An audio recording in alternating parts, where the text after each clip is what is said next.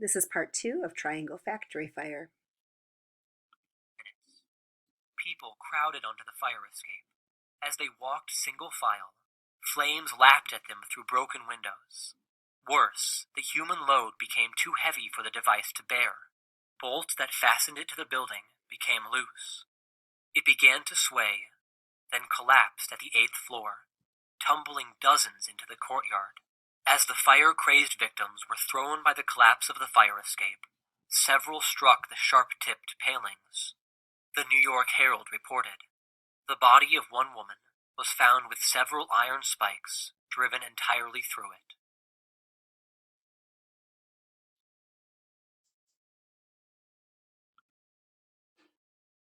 Others crashed through the skylight into the room below, where they died on the cement floor.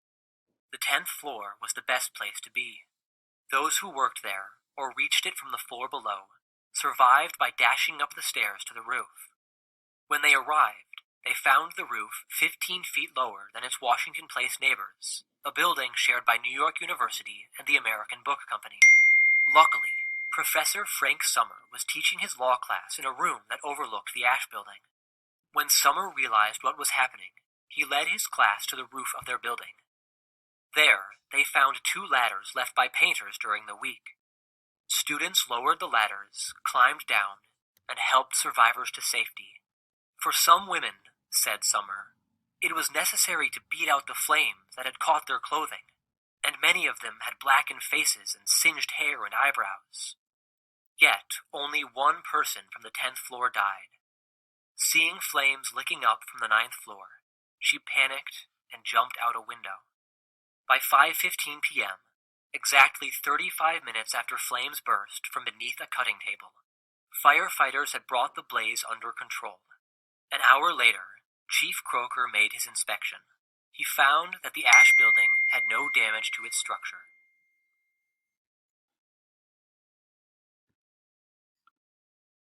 Its walls were in good shape, so were the floors. It had passed the test. It was fireproof. The woodwork, furniture, cotton goods, and people who worked in it were not. Of the 500 Triangle employees who reported for work that day, 146 died. Of these, 16 men were identified. The rest were women or bodies and body parts listed as unidentified. The Triangle Fire was New York's worst workplace disaster up to that time. Only the September 11th, 2001 terrorist attacks on the Twin Towers of the World Trade Center took more, about 2,500, lives. Chief Croker was no softy. He was used to the horrors that came with his job. But this was different. As he explored the top 3 floors of the Ash Building, he saw sights that utterly staggered him, the New York World reported. In the drifting smoke, he had seen bodies burned to bare bones, skeletons bending over sewing machines. Those sights sent him down to the street with quivering lips. Next morning, March 26th, Chief Croker returned for another look. The only creatures he found alive were some half-drowned mice. He picked one up, stroked it gently, and put it in his pocket. The chief would take it home, he said. It's alive. At least, it's alive. Continuing on with the second account from the story of the Triangle Fire. From The Story of the Triangle Factory Fire by Zachary Kent. In the days following the fire, city officials sifted through the charred rubble at the Ash Building and tried to fix the fault for the tragedy. Fire Chief Croker angrily stated, "There wasn't a fire escape anywhere fronting on the street by which these unfortunate girls could escape. Doors that open inward instead of outward, overcrowding in work areas, and blocked exits also were to blame." Fire Marshal William Beers stunned New Yorkers by soon declaring, "I can show you 150 loft buildings far worse than this one." Lillian D. Wald of the Joint Board of Sanitary Control also reported on the general situation. The conditions as they now exist are hideous. Our investigators have shown that there are hundreds of buildings which invite disaster just as much as did the ash structure. Accused of ignoring their employees' safety, Triangle owners Blank and Harris were charged with manslaughter. During the 3-week trial, angry citizens packed the courtroom. Outside in the corridors, women screamed, "Murderers! Murderers! Make them suffer for killing our children." Lawyers argued that Blank and Harris kept all of the Triangle doors locked during the workday, therefore causing many of the deaths. Weighing the evidence, however, the jury returned a verdict of not guilty. "I cannot see that anyone was responsible for the disaster," explained juror H. Houston Harris. "It seems to me to have been an act of the Almighty." The New York Call viewed the matter differently. "Capital can commit no crime," it angrily declared, "when it is in pursuit of profits." Furious New Yorkers refused to let the issue rest.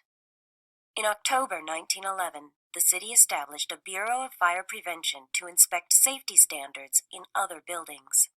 5 months earlier, the New York State Legislature created a special factory investigating commission. Through the next 4 years, commission investigators crawled and pried through the rooms and cellars of factories and tenement houses.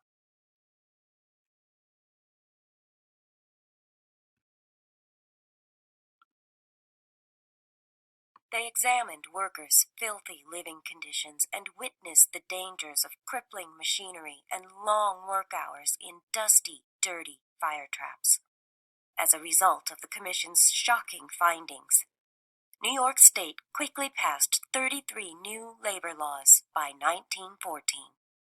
These laws formed the foundation of New York State's Industrial Code, the finest in the nation.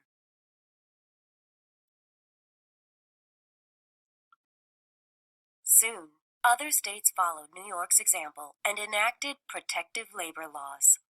One factory commission investigator had witnessed the fateful Triangle fire. Francis Perkins said, "We heard the fire engines and rushed to see what was going on. We got there just as they started to jump. I shall never forget the frozen horror which came over us as we stood with our hands on our throats, watching that horrible sight, knowing that there was no help." In 1933, President Franklin Roosevelt named Frances Perkins Secretary of Labor. She and other social reformers dedicated their lives to ensuring worker safety throughout the country. They did not die in vain, and we will never forget them, vowed Perkins. From the ashes of the tragic Triangle factory fire came help for millions of United States laborers today. Okay, now that you have read 2 accounts, I think it's important to focus in on this collaborative question right here. Now that you've read the 2 accounts of the disaster that occurred a century ago, if a similar fire were to start in a garment factory of today, how might the events be the same or different? Really think on this idea as we are going to be addressing it the next time our class meets.